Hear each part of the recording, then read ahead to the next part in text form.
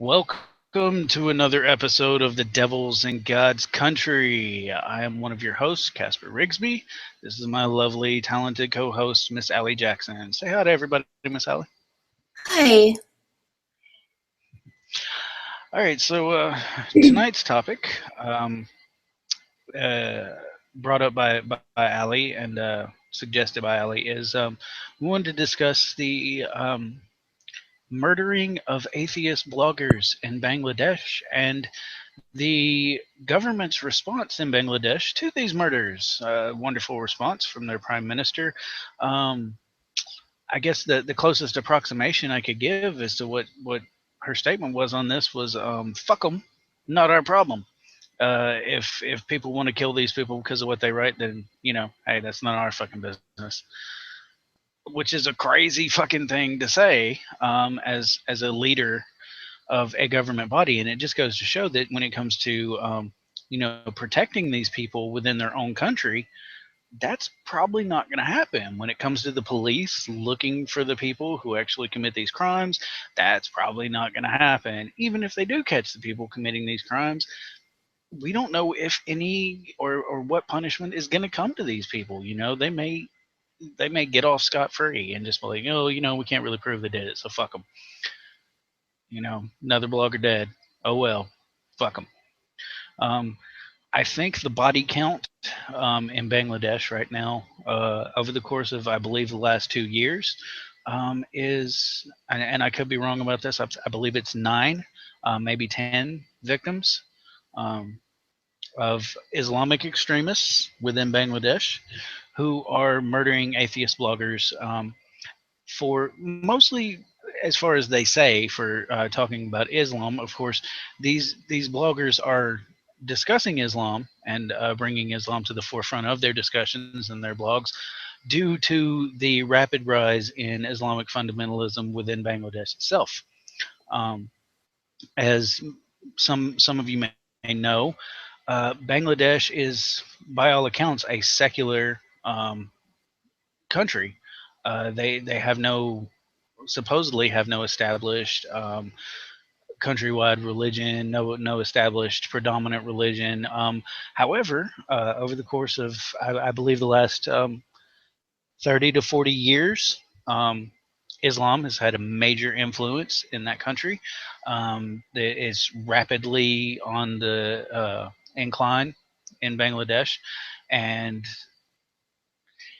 it's an odd thing, and it's one of those things we can honestly learn from, and one of those things that many of the regressive left choose not to actually pay any attention to, and to try to dismiss and make apologetics arguments for, is, here we have a country that is supposedly a secular country that was a thriving nation that was trying to get on their feet, trying to do well, trying to support all of their citizens and move towards a better state for everyone.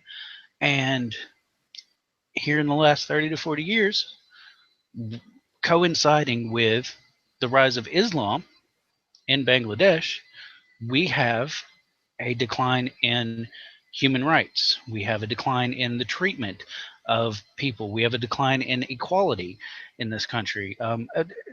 Just massive, massive, serious issues, serious social issues um, that should be being addressed in this country are not being addressed.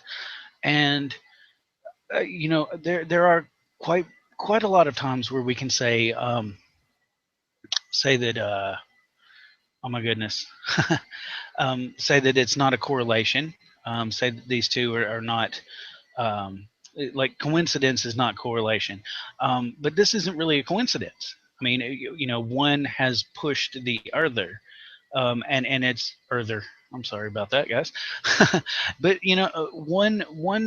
one action has actually furthered the other, and with the rise in Islamic fundamentalism in Bangladesh, we see these other social issues becoming far more prevalent in that country, a country that was, trying to be a tolerant, secular nation, um, which furthered the goals of all of its citizens and not just Islam or Muslims. Um, That's not the case now. And if we look back at the history of what's happened in Bangladesh over the last 30 to 40 years, we can make a direct correlation between a rise in Islam itself, a tendency towards fundamentalist Islam, the rise of fundamentalist Islamic idealism in the surrounding countries, bleeding over into Bangladesh. It's all very, very relevant, and it's all easily correlated if we take a look at the big picture. And this is something a lot of people don't want to do. But mainly, our focus right now and tonight, for the purposes of this show, is just to talk about what happens when your own government, who is, collecting money from you for taxes and whatnot, whom you rely on, um, to make sure that there is fairness and equality, for justice, who you rely on for a fair and just judicial system. Um, what happens when they single you out and say, you're no longer under our umbrella of protection? You no longer matter in the eyes of this government. And if somebody wants to harm you, in any way, shape, or form, it's none of our fucking business. That's on you. What happens then? And the reason this is important, especially for us here in the U.S., is what happens if someone like Ted Cruz um, gets into a position where he can honestly say, "Look, this is now a Christian nation. We're a Christian nation, and if you're not a Christian, well, fuck you. You don't fucking matter." What happens to us at that point? And we're looking at what happens in Bangladesh right now. We're looking at a prime minister who says, "Well, fuck them.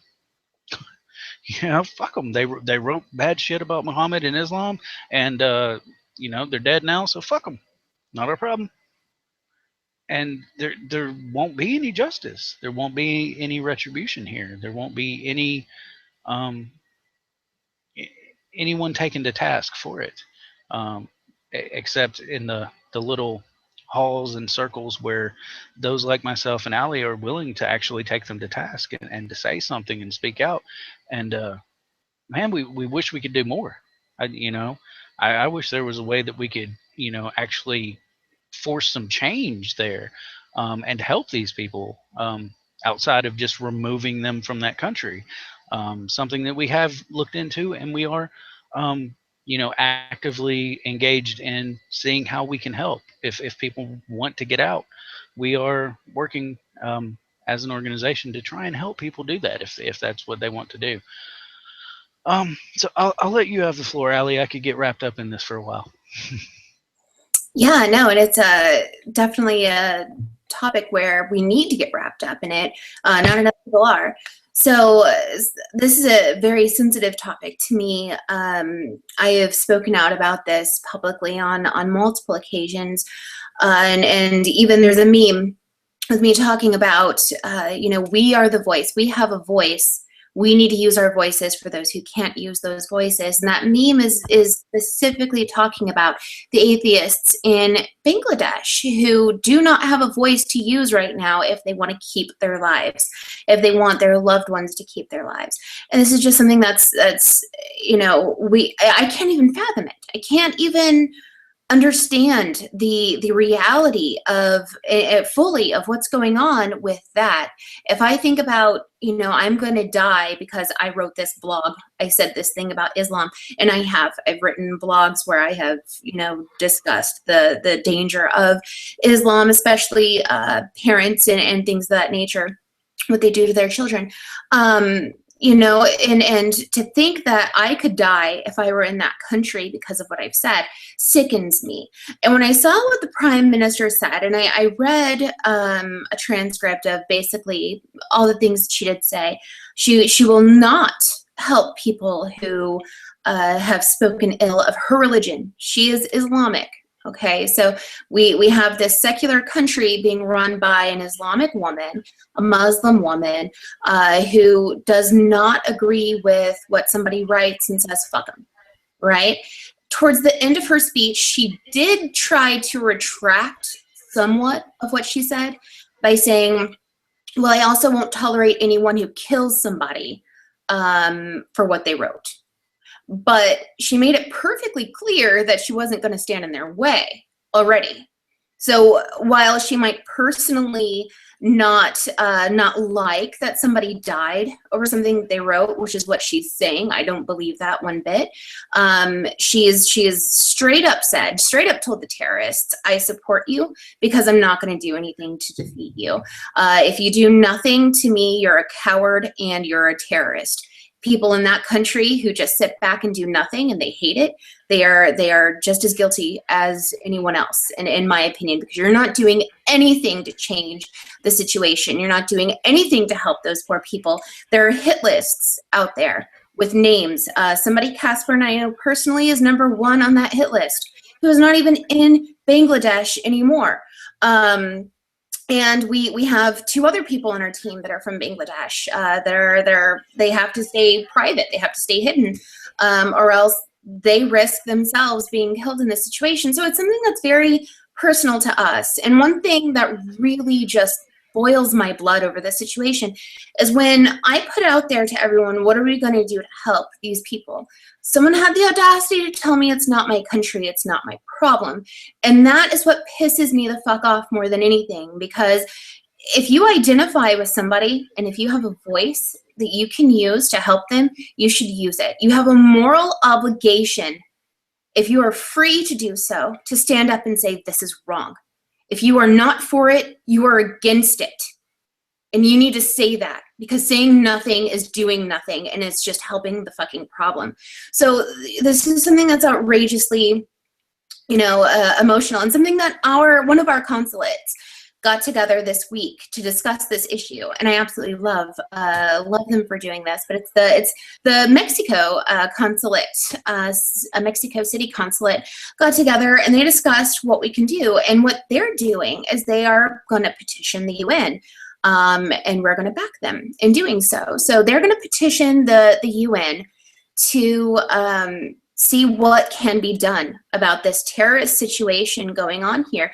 And what I want to do is I want to encourage everybody who has a voice, everybody who can keep their life if they say something about this terrible situation, is to do the exact same thing. And if you need help with that, if you need help organizing something, or if you need help writing your own letter, or whatever it is you want to do, please email me directly at Allie@atheistrepublic.com, and I'll be more than happy to help you, put that together. We did have the International Humanist and Ethical Union that's been around since, I think, the 50s or 60s, offer to collaborate with Atheist Republic to do something in stand of what's going on here in Bangladesh. Something has to be done, and that's the bottom line. And it, for people who genuinely care, like Casper and I and our organization and people of other atheist organizations, we feel like our hands are tied, because there's a government there that doesn't give a fuck. So we need to figure out what they give a fuck about and see what it's going to take to make them change. If they're getting support from the UN, if they're doing these things, maybe pulling support is going to help. I don't know. And it's so frustrating not knowing what to do here, because there are people that are dying. There are people, and what Casper was talking about earlier with the count of 9 people, someone on our research team, actually he's a translator, but he's very wrapped up in this as well, did serious research to see the actual head count of what's going on here. And this has been going on since the early 2000s. The count is actually up in the hundreds. There have been bombings. Children and women are dying trying to get to the atheists that are speaking ill of Islam. And no one has said anything. No one's written anything. No one has really cared that this shit is going on over there. And people are dying. Innocent people, innocent children, innocent women are dying just to get to the people who speak ill of Islam. And is it can't, is your life really worth that? I mean, I don't, on one hand, I want everyone to always speak their mind, because if it weren't for these atheist bloggers, then other people wouldn't have the opportunity to get a chance to hear a different perspective. Imagine growing up your entire life being told the sky is blue, the sky is blue, the sky is blue, the sky is blue, and someone comes around and says, no, you know what, the sky is actually purplish pink when there's a tornado, so the sky is not always blue. But you're stuck on believing the sky is blue, and when there's a tornado that comes and hits, you think it's the fucking apocalypse because that's what you've been told, and you know, you're just your whole world is shaken. You weren't warned, you weren't properly prepared for situations. It's kind of like that. You know, we need people to say, this might not be the way. This might not be the truth. This might not be the what everyone here needs to be following. Let's take a look at some of these things that Islam teaches. I don't think this is right. We need people like that. But if they're all going to die for saying it, I can't, you know, this is our one life. This is all we have. This is it. And to die for atheism, to be a martyr for atheism, and I know that, you know, they're not. They're actually being a martyr for their people. I feel like it's not fair, and we have to do something. And if you are anyone who values freedom of speech, if you're anyone who values knowledge, or even, you know, even the religious people in this country, if you value the right to say what you believe, then you have to do something. You have to try to do something. It's not your country. But what if it was? Like Casper said, what if Ted Cruz gets into office and decides if you're not his brand of Christian, then you're worthless? You know, this shit can happen. We're looking at it. This shit has happened. If anyone knows their history of the world, you know this stuff happens. And to sit back and just be silent about it and not care because it's not your country yet, it sickens me and it scares me. And that's where I'm at. Casper, do you want to take over? You know, any time someone says some bullshit like that, you know, like it's not your country, it's not your fucking problem. Don't worry about it. You know, I'm reminded of a quote from one of my favorite movies of all time. The Boondock Saints. The very beginning of this movie, there's a Monsignor in a Catholic church, and he's giving a speech to the people there. And at the end of his speech, the end of his little sermon, he says two lines that are just some of the most powerful lines I've ever really heard. And yeah, it's a movie, it's a script, but it's meaningful. He says, now, we must all fear evil men, but there is another kind of evil which we must fear most, and that is the indifference of good men. And that's what we're dealing with. That's what we deal with when people tell me, "Oh, it's not your country, it's not your problem. Don't worry about it. You know, that's not your problem. You know, get yourself out of it." I I'm not going to be indifferent to evil, and do I believe in evil as some sort of, you know, overwhelming force, you know, by some satanic monster or some bullshit? No. But I believe that there are people on this earth who want nothing more than to watch the world burn. You can't reason with them, you can't talk to them, you can't buy them. You know, they have an agenda, and their agenda is to watch the world burn because they're unhappy with themselves. They're unhappy with not being in a position of power. They're unhappy with a whole myriad of things, and whatever their reasoning is really inconsequential because they're willing to watch the whole world burn in order to make sure they have the final say. And when you turn a blind eye to that, and that's what this prime minister is doing. It's not that she's condoning the acts that have been committed against these atheist bloggers. I can't honestly make the statement that, oh no, she condones these murders. that's not the case, and for me to say that she condones these acts would be a misrepresentation of her position. What I can say is she is showing a terrible indifference to injustice and evil, and that indifference is the worst kind of evil. That is the worst kind of evil that any person can indulge. To be indifferent to the plight of our fellow man, to be indifferent to the suffering of our fellow human beings, to be indifferent to any human being that is suffering on this planet is the worst kind of evil. Apathy is what kills humanity. And I, for one, do not embrace apathy. I'm told all the time, oh, you're an atheist. You don't believe in anything. You're basically a nihilist. So, what the fuck do you care? Well, no, I believe in humanity. I believe that human beings as a species can be greater than what we are. I believe we can attain levels of awesomeness and greatness that are just off the scales of what we understand right now. Um, I believe that without the influence of religion, we could have possibly, achieved getting out of our own galaxy and exploring outside of our galaxy in manned spacecraft without the influence of religion, without the hindrance of religion. I believe that's probably possible.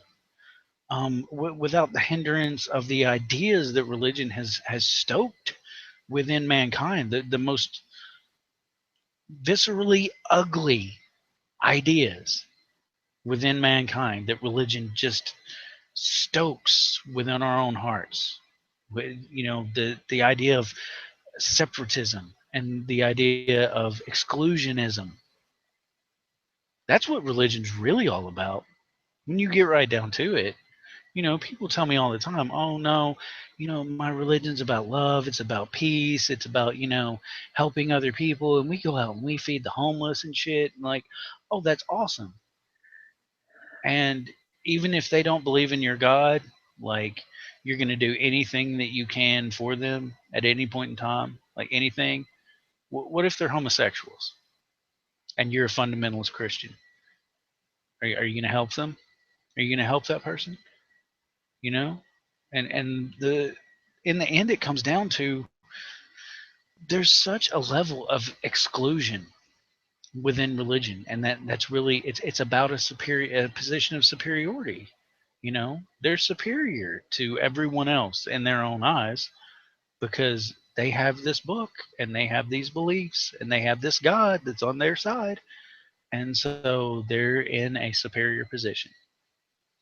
And it's funny to see these people because most of these people are in the worst positions for human beings to be in. The greatest amount of fundamentalist Christians in the United States live in red states, which tend to be the poorest states. They live in poverty for the most part. They fucking sit back and collect government assistance from the government. They're the highest numbers on welfare, food stamps, and the like. And yet they somehow feel an air of superiority over anyone who's not subscribing to their brand of Christianity. It's the most insane thing ever. And when we look at the world as a whole, we look at predominantly Islamic countries. Let's look at Saudi Arabia. The level of poverty within Saudi Arabia is just ridiculous. And yet these princes and kings who run the country are opulently wealthy. They have massive amounts of wealth, and they do not share it with the lower people in their country. They do not try to help the people of their country. And when the people of their country say, "Hey, why is everything so fucked up?" They go, "Hey, man, United States, man, they fuck everything up. They've fucked it all up for us. And, they fucked it up for you. It's their fault." And of course, they're like, "Oh, well, they're not Muslims. They're not following Allah. So obviously they're the ones fucking it up. They must be the problem." Oh, well, they keep coming over here and doing fucked up shit to us. Yes, our government has come over there and done some fucked up shit in the Middle East. Not going to deny that in the fucking least. That still doesn't mean you fucking commit terrorism and murder on massive scales. Like that, those two things don't equate.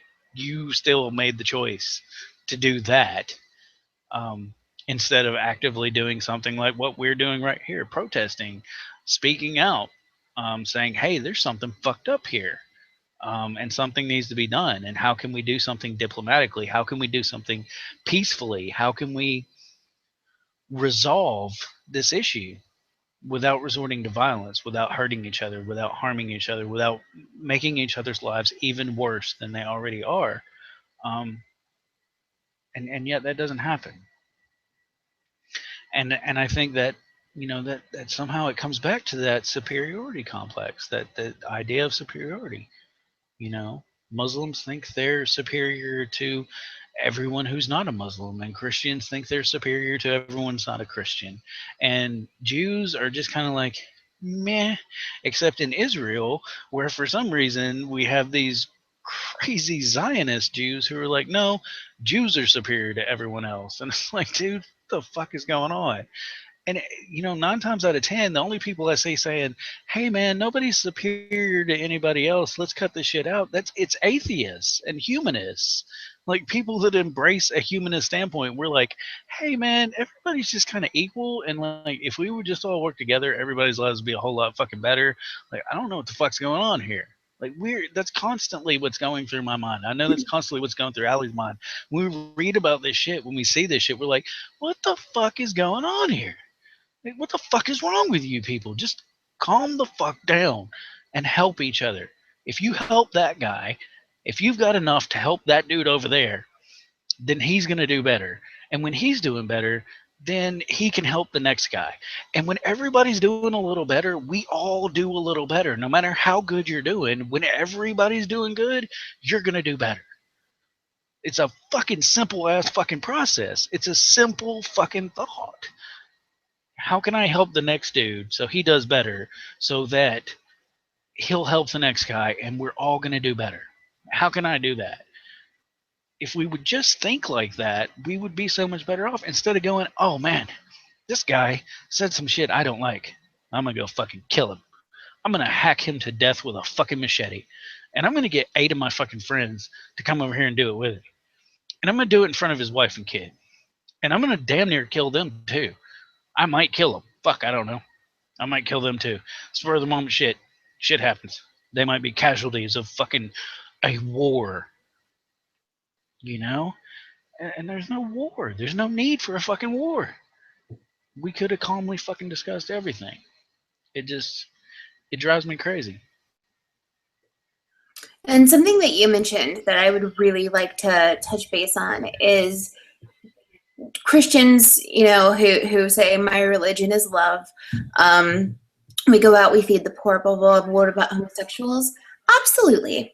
Let's take a look at that for a second, because this really absolutely corresponds completely with what's going on in Bangladesh. Grassroots custom photo boards. I'm going to say it again, just in case anyone's curious. Grassroots custom photo boards. They're a small business who recently rejected doing business for, and they don't live in a state right now where it's legal to do this, but they refused to do a picture of 2 homosexual men holding each other because they were Christians. And in her response back to them, she shot out saying, "Sorry, we're Christians. This is what the Bible says. I will not do the picture for you." So obviously that pissed me off, and I went on to their boards. And I asked them, well, since you're Christians, and I think it's amazing that your business has stayed open so long with your amazing Christian values, are you also going to reject doing a photo for a single mother? Are you going to reject doing a photo for anyone who's had premarital sex? If anyone's eating shrimp at the time they request this photo, are you also going to reject them as well? And because if you have these strong Christian values, you really need to uphold them. And if somebody in one of your photos is out there, wearing fucking, different cloths and shit, you need to put your foot down on that if you're going to be an awesome Christian company. So I hope that you guys are doing this, and you know, that's how you're running your business, and I think it's awesome. I think it's awesome that you have all these holier than thou customers who just never in their lives have ever sinned. Which sin is hilarious to me, but that's a horse of a different color. You know, they're just doing all this business, and they have so much business they can just afford to throw it all away on all of us ragamuffin, disgusting people. You know, so I was banned, which is great. It's fine by me. They're absolutely terrible, disgusting people. But let's compare atheist bloggers to what's slowly happening in this country. We said gays have the right to get married, and all of a sudden people are like, well, I hate gays, so how else can we hurt them? And everyone's so excited. Oh, I'm so excited. Let's go vote so that we don't have to serve them. Let's go vote so that we don't have to make them cakes or custom do pictures of them holding their lovers because we hate them. Oh, but Christianity is love. Let's not forget Christianity is love.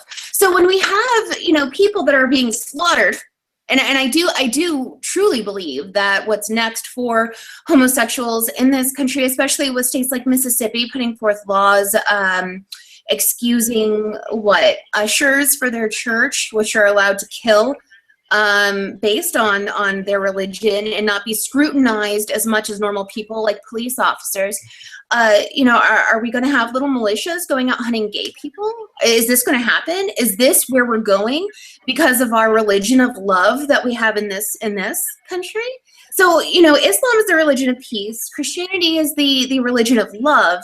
And all I see come out of a lot of these hardcore Christians is fucking hate. If you're not going to do a goddamn picture of somebody because they're gay, you're hateful. You're a hateful person. And, you know, I would love to see it. If we have these laws available, can atheists reject you? Can an atheist doctor say, no, I refuse to do her heart surgery. I'm so sorry that you have a heart blockage right now and you need me to save your life, but you're a Christian and it goes against my atheist beliefs to perform surgery on you. No, and I understand they have a hypocrite, whatever, I'm drunk. Right, so they can't do that. They take an oath so they can't do that. But can you imagine a world where a scientist says, I won't do stem cell research for you to save your life or to help you walk again or to help you hold your child again because you're a Christian. So you can just go pray to God. That can happen. You know, but you don't see that coming from us because we're not hateful, spiteful, fucking people. And some of us are. Sure, I'm sure there are a few of us that absolutely are hateful, spiteful, disgusting people. But for the majority, that's not. That wouldn't fall under an atheist belief. That would just fall over someone being a dick. Okay, because there's nothing about atheism that says you have to be a dick. Some people happen to be. But Christianity does absolutely teach you have to hate. And Casper, what's up? Oh no, I was just gonna say I'm a dick. I'm a dick. I'm an atheist. I don't deny it at all. But no, I mean, no, there are. This is it's frustrating. So when we see that we do have a country that's turned this far to where their peace is only peaceful for those who believe in the peace, and that peace is Allah. And you'll die if you don't believe in it. Where I feel like it's possible that we're slowly getting there with a lot of different things. And I don't understand these Christians who hate homosexuals in this country because it's a sin. There was this one guy who happened to be really fat. And he married a woman who was really fat. And he's a hardcore Christian. Nothing wrong with that. You know, whatever, he can be healthy. I understand that. That's fine. But in the Bible, it does absolutely say that you have to keep your temple pure, right? So if you do things like, I don't know, he wasn't fat because of a medical issue. It's just, hold on one second. Casper, can you take over? Yeah. Oh, yeah, no, no, I totally get what you're saying. I think Allie's got to deal with some stuff going on in the house. Um, you know, it doesn't. The fact that the dude was overweight, the fact that he married an overweight woman, that doesn't matter to anyone like myself or Allie or anything. Like, there's no bearing on that. But at the same time, if you're going to be judgmental of other people based on your supposed religious beliefs, then don't be a hypocrite. Don't be a glutton. I'm back. Um, yeah, Sorry about that. yeah, But no, that's you're exactly right. It's not. I don't fucking care. I don't fucking care. Tattoo up your body. Be fat. Be too skinny. I don't fucking care what you are. But if you're going to say I'm not going to go to a homosexual wedding because they're gay, and I won't be friends with anyone who'll go to a homosexual wedding. Well, people went to your wedding and you weren't respecting your temple of God.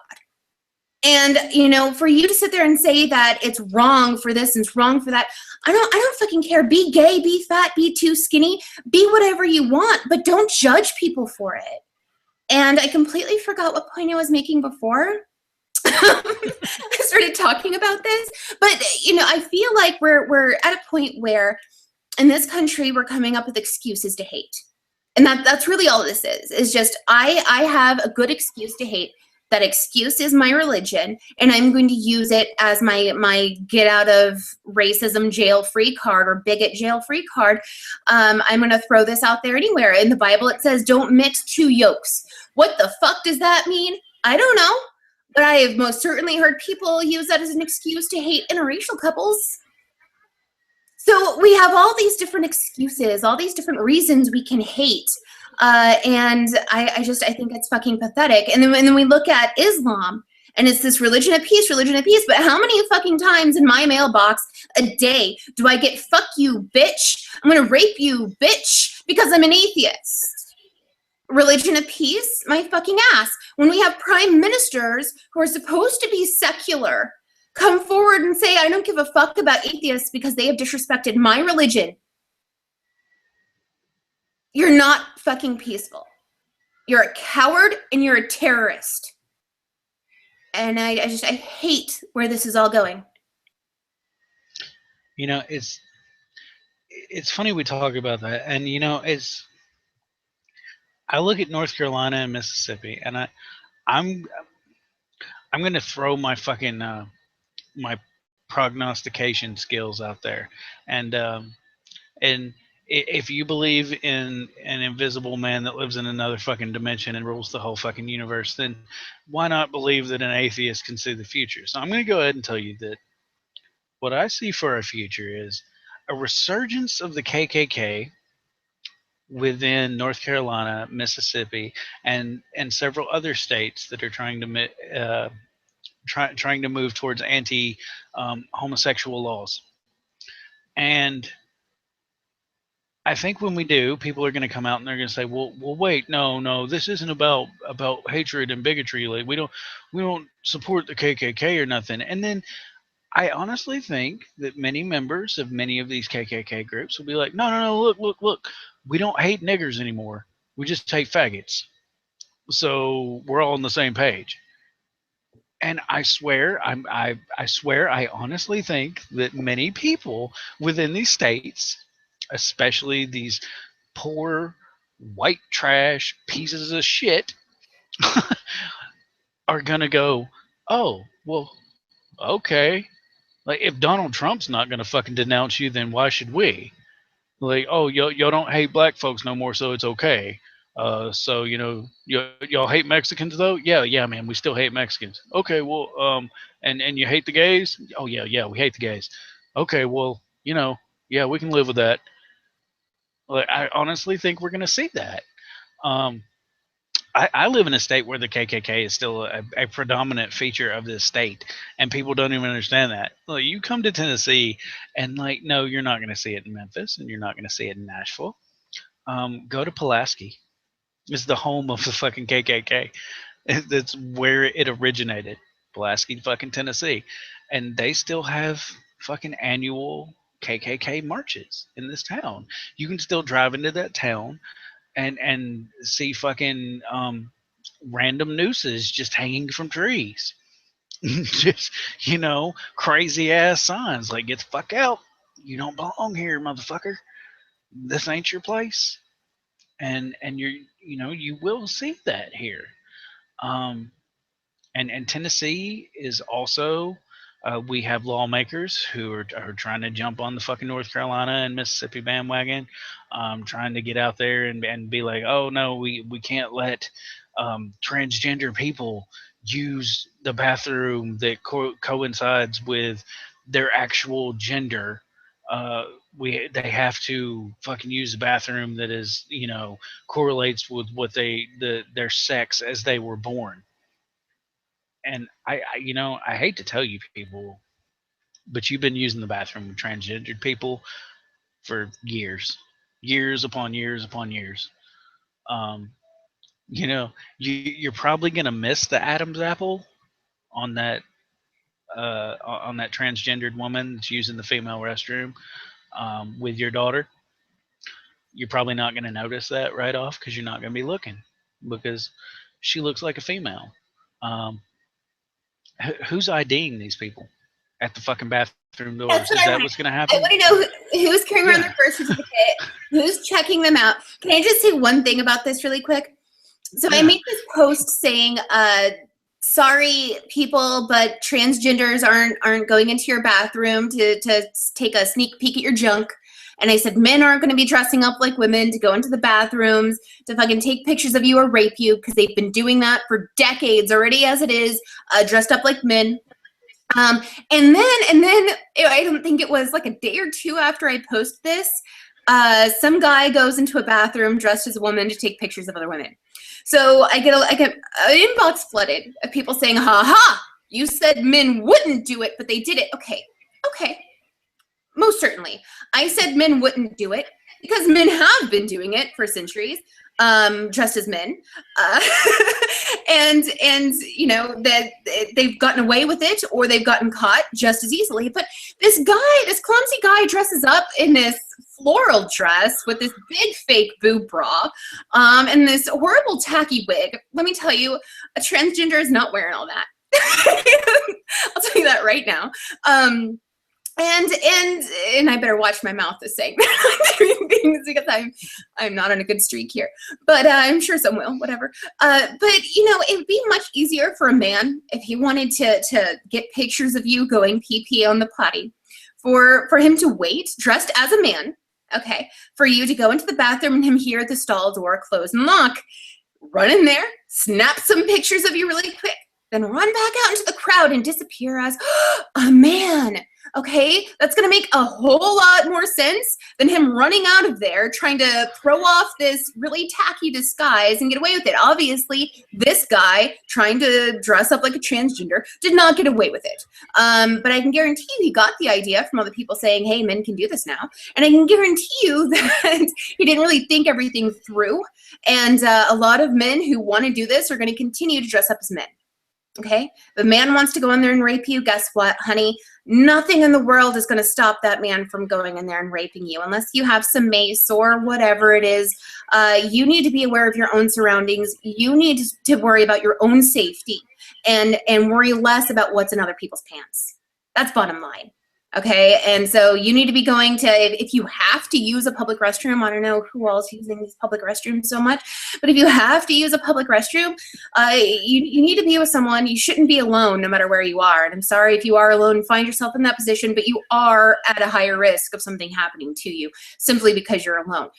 Your own safety falls on you, and you need to be careful with what's going on around you. Transgenders aren't coming after you. Okay, the whole world of transgenders aren't like, oh, Janet Smith in Tennessee, we're getting her now. That's not happening. The paranoia level is just too damn high. If a freak accident's going to happen because some criminal decided to take that situation and make it his own or her own, because women are predators too, guys. Women will absolutely want the cash and will absolutely do whatever it takes to exploit other people too. This is not just men doing this. You know, it's you really just need to watch out for yourself. And that's why I don't give I will pee next to a man. I shared a bathroom with 3 boys. Okay, people are going in there to pee and whatnot. And if they're in there to do something evil, it's gonna happen. We need more security in that aspect. But allowing transgenders into your bathroom is not going to escalate crime anymore, I don't think. But I just had to get that out, Casper. I'm really sorry. No, and I get you. You know, honestly, I have enough trouble using a public restroom on the rare occasions when it hits me and I'm like, oh my goodness, I've got to use this public restroom. If I went into a public restroom and a transgendered female walked into the men's room, I can't go now. You've ruined my restroom experience. I'd be like, what the fuck? I gotta go. I gotta get out of here. Like I would almost probably shit my pants before I would be in, because it's already an awkward situation to use the fucking public restroom. It's already an awkward situation, at least for me personally. I know some people are just like, whatever, fuck it. But for me, like, that's an awkward situation anyway. Like I'm trying to hold it until nobody else is in the restroom and shit. I'm like, hey, I'm already feeling awkward. You let a transgendered woman, just because she was born with a fucking penis, like, oh, you've got to use the man's room. Like, that chick is in a dress. Like, she has breasts. Like, that's a woman. Oh no, she's still got a penis. Like, no, I hear you, but like, I'm uncomfortable with that. Like, Right. I'm gonna use the restroom that you feel comfortable. You like, don't force me to feel fucking uncomfortable on top of all the other bullshit. You're forcing 2 people into a fucking horribly awkward situation, because you're going, no, you got to use the restroom that's, the gender that you were born with. And Well, then what and about all these post-op? females, you bring up a fantastic point. All of these females who are like, oh, can't have men in the bathroom, can't have men in the bathroom. So a transgender man comes in the bathroom, and then what? You've got a man in the bathroom. And it pisses me off that people are, it's always the men that are getting targeted here, right? It's always the men who are raping women in the bathrooms, and they're taking all the pictures.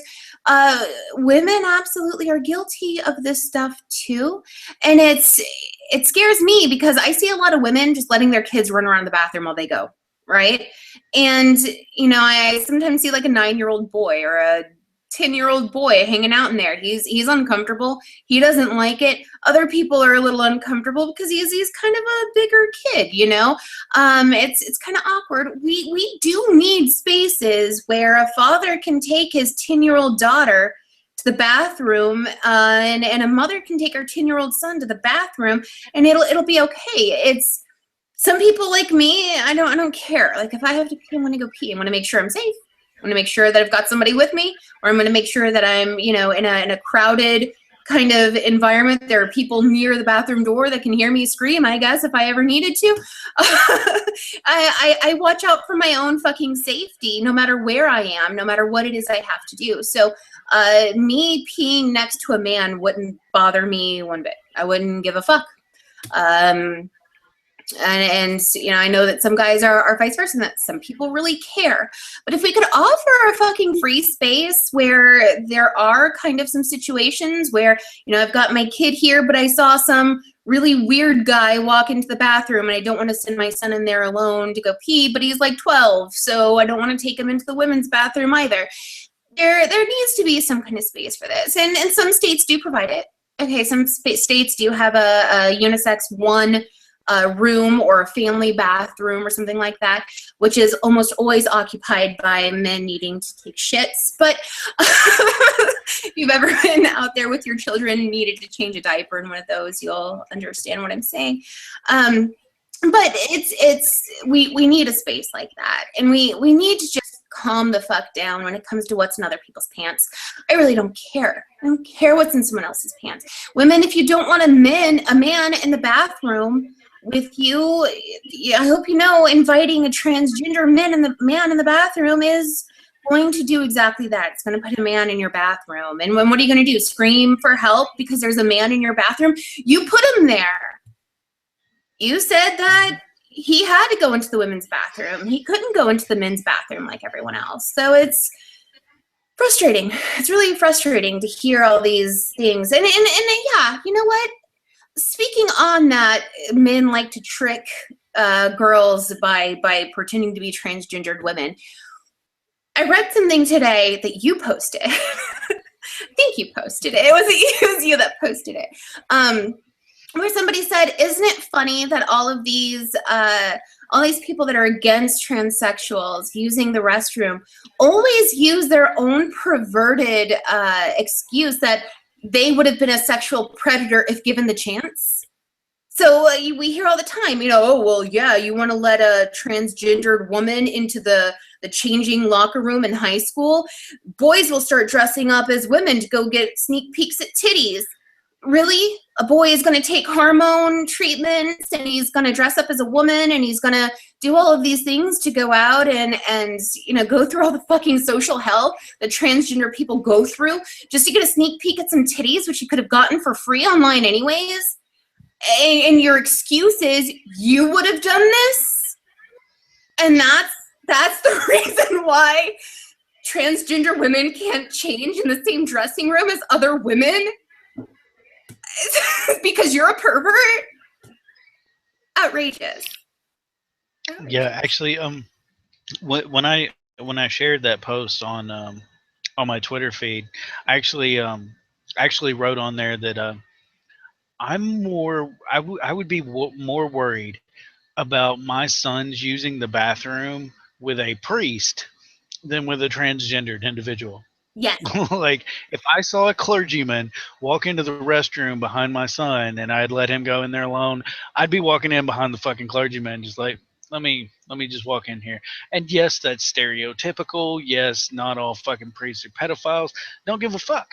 Because the Catholic Church obviously fucking covers it up, takes care of these fucking people. I have to worry about that. That's a legitimate fucking worry. Like, is this priest gonna rape my son? Because that fucking happens. That's a real thing that fucking happens. Like, actual transgendered individuals going into public restrooms and raping or molesting people of the opposite sex has happened, I think, probably a total of 0 times. We have actually no cases that I can think of offhand of that actually being a thing that fucking happened. But we can think Where about someone who is congressmen, actually, right? Congressmen have been yeah, caught many times. well, yeah, they get caught in fucking touch foot under the fucking stall sex scandals where they were Yeah. trying to pick up gay men in bathrooms, using secret code. We have all these fucking scandals, but we have issues of fucking preachers and congressmen and senators getting caught in fucking sex scandals with children, and like they're getting fucking slaps on the wrist and they're back out on the fucking streets. That happens all the fucking time. And they're like, oh, well, I lost my way for a minute, but, Jesus guided me back and I'm back on the path. So it's all okay. You can trust me now. Well, motherfucker, I'm never going to trust you again. Like, you can ruin trust permanently, like permanently, never get it back. Um, and once that happens, it's just like, oh, there's nothing you can do or say. Like, your fucking confession that you've been saved by Jesus and the Holy Goddamn Ghost is not going to sway me in the fucking least that you're not still a fucking sexual predator or a fucking pedophile. That's not going to change my fucking mind. And these are people who claim to be straight men. They hate fucking the LGBT community. These are the people who are out here pressing these fucking laws and telling people we have to protect your women and we have to protect your kids from all these gays. And they're the ones out here who are predators. They're preying on your fucking wives. They're preying on your fucking daughters. They're preying on your fucking children. Many of these people have either been convicted or fucking settled out of court on fucking cases where they've actually been sexual fucking predators. These are the people we have to fucking worry about. And they're the ones trying to pass laws saying, oh, no, no, no, we got to watch out for these gays. And I don't get it. I don't get why people don't fucking see that. But it brings us back to, we're talking about the actual topic of the night. Talking about um, atheist bloggers being murdered in Bangladesh, and the prime minister's indifference to the actions because of her personal religious beliefs. And what it comes right down to is when our government starts interjecting their own personal religious beliefs in a form that is biased and is harmful and detrimental and exclusionary to specific groups of the community, then they're no longer acting in the best interest of um, the entire community, of their entire excuse me, of their entire citizenry. They're not acting as government officials at that point. And yet we have people like Ted Cruz. Um, and fuck Donald Trump. Trump is a fucking clown. He's fucking clown shoes. He's a joke. He's a joke that could be terrible for the United States. I won't deny that in the least. Maybe he is the next fucking Hitler. I think his narcissism has grown beyond proportion of what it must have been before he got into this position he's in right now. Nevertheless, the difference between Ted Cruz and Donald Trump is Ted Cruz, honestly, in his own mind at least, believes the bullshit that he puts out there. Ted Cruz, at least in his own mind, would work diligently to ostracize atheists in this nation. He would work diligently to ostracize the LGBTQ community. He would work diligently to vilify and ostracize the Muslim community in this country, the Hindu community, the Jewish community. And yeah, I know you're going to say, oh, well, Ted Cruz is a big supporter of Israel. Ted Cruz is a supporter of Israel because Israel gives a strategic military advantage to the United States in the Middle East. Point blank, period. Study fucking politics, study your fucking history, you'll understand that. This is the only reason he supports Israel. Because Ted Cruz has no fucking love for Jews any more than he does for fucking Christians that don't subscribe to his brand of Christianity. He's no better than fucking Ken Ham that'll tell you you're a fake ass fucking Christian if you're not a goddamn creationist. He's no different. But yet, when it comes to the political ties and the people that are backing him and supporting him and giving him money, you're damn right. Yeah, I'm on your side. We got to protect Israel. Israel's a fucking bastion of fucking democracy and secularism in the Middle East in a wash of fucking Islamic fucking fundamentalism. Um, Israel is a fucking terrorist state run by fucking Zionist Jews who are backed by billionaire Christian Zionists who are committing terroristic acts on the Gaza Strip against Palestinians. This isn't an act of fucking self defense. I know this is totally off topic, but it's something that's fucking near and dear to me, and I don't give a shit. I don't get to say it often enough. Fuck Israel. Fuck their goddamn Zionist state. They are terrorists. They are no different than fucking Saudi Arabia, who is fucking hanging homosexuals left and right, hundreds by the hundreds in their fucking nation every year under Islamic law. They're no fucking different. They're not fucking different. They're goddamn terrorists. They terrorize other nations. They terrorize other ethnicities. They terrorize people of other fucking faiths because they're fundamentalists. They're fundamentalist pieces of shit.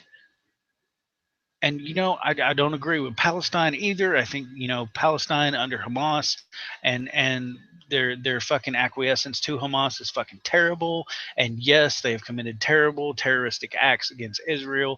Won't fucking deny it for a second. I don't support Palestine any more than I support Israel. But fuck Israel, man. Fuck them. Like, I'm not supporting that shit. I don't support that shit any more than I support the fucking Bangladeshi prime minister for fucking saying fuck the atheists. Like, let them deal with it. That's what they fucking get.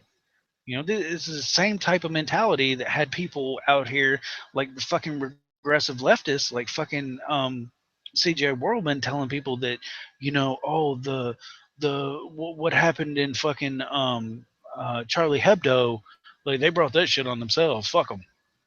You Fuck that. know, it's the same fucking mentality, and I have no fucking truck for it. I'm not gonna fucking acquiesce to that stupid shit. I don't want fundamentalism on any side of the fucking fence. None of it. I don't know. I'm sorry about the fucking Israel rant. I just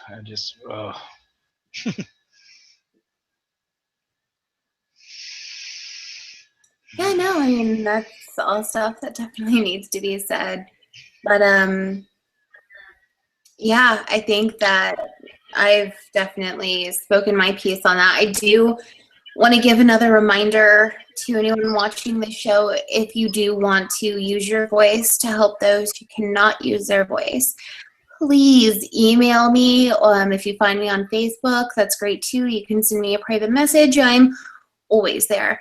But email me, Allie, it's ALLIE at atheistrepublic.com, and let me know if you need help, if you have any suggestions also as to what we can do as non-Bangladeshi, I guess, to help in the situation. Please just let me know. Let me talk to me. If you have anything that you want to talk about this topic, that would be awesome. So that's it. I'm going to repeat that one more time. It's Allie, ALLIE at atheistrepublic.com. And for those of you watching this in the post, like watching on YouTube and whatnot, I'm gonna add some links in the description here for Allie's email, for my email, for the email at Atheist Republic. If you want to get involved in some way, I'm sure I'll get with Allie, and we probably have a few more links that we'd like to add here for organizations that are trying to make a difference and help with this issue.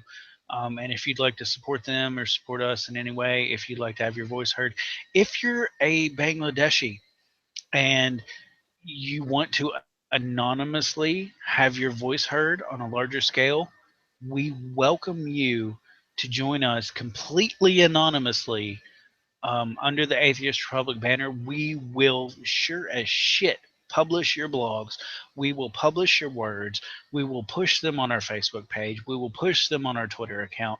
We will push them to everywhere that we can possibly push them, and we will get your voice out there. And you can do that completely anonymously. We understand that your safety is at risk here, and there's no pressure to present yourself as this, that, or the other. We don't need to know anything about you other than you have a realistic perspective from a first person, first hand viewpoint, and you want to express that viewpoint anonymously, and we will definitely help you get that done. We have many people that publish with us completely anonymously, and we can definitely vouch for the fact that their anonymity has always been a top priority with us, because we know that their safety is definitely something that has to be taken into account. Because the reality is, as Ali said, we can cite maybe 9 or 10 cases over the last 2 years of atheists being murdered in Bangladesh. And the reason for that is these are the few cases that have gotten actual media attention. These are the few cases that have been brought to our actual attention. And yet we have people on our own team who have done the research and said that isn't even a drop in the fucking bucket as to what's actually going on in this country. How can we address it better? And I guess as a final thought for me personally, now I know one of the big issues that we always deal with when we deal with any issue like this is people want to say, well, what about what's going on in fucking Morocco? What about what's going on in North Africa? People are like, pray for fucking France, but why aren't they praying for this, that, or the other? And every fucking time we get that, why aren't you dealing with this issue or that issue? We deal with issues as best we can. as a small organization of people who have personal vested interests in a myriad of things, and that's why we invite people. Join us. Let your voice heard. If you feel that the atrocities going on in North Africa are not given enough attention, please join our team. Even if you want to do it anonymously, make your voice heard. We will give you the same platform that was given to me, that was given to Allie, that's given to all of our bloggers and everyone that joins this team. And you will get equal time and equal presentation. And we can't guarantee that you'll get equal response from people out there, because people just care about what they care about, and it's hard to really touch them. But if you think you can present it, if you think you can move people, um, join us. Make your voice heard. If you feel that there's not representation for the causes you feel are important, then join us. And you make those causes more noticeable. You bring those causes to light. And we will help you do that. We will give you the platform to do that. That's what we do. This is a community built on its members. It's not a community built on Allie. It's not a community built on Casper. It's not a community built on our men, or any other individual member of this team. It is a community built on all of its members. It is an organism that is the whole of its parts. And if you want to be a part, if you want to um, have a symbiotic relationship with this community, we invite you with open arms. Visit atheistrepublic.com and join our team. The volunteer is right up there at the top of the page. When you visit atheistrepublic.com, we have so many places where we could use your help, where you can volunteer. Um, just so many ways that you can help us out. Um, as always, the views expressed on Devils in God's Country do not necessarily represent the views of all people of Atheist Republic. We have a team of over 300 people, and growing every day. This is just the people actually involved in the organization themselves. We have our consulates. We have members of our consulates, people that have decided to join consulates because they want that sense of community in a more local and regionalized atmosphere where they want to actually connect with people in the real world. So we can't even measure the actual size of this community. It's that big. As for our organization, we have a little over 300 members who are active participants in our organization, and our views expressed here do not necessarily represent those views. I mean, it's 300 people, guys. We can't speak for everyone. We can just speak our piece, and if you agree with it, you do. If you don't, you don't. If you don't, fucking let us know, man. There's a comment section. It's always open. It's open on Google Plus. It's open on YouTube. Leave your fucking comments. Let us know. Speaking of which, Nephilim, you're a fucking idiot.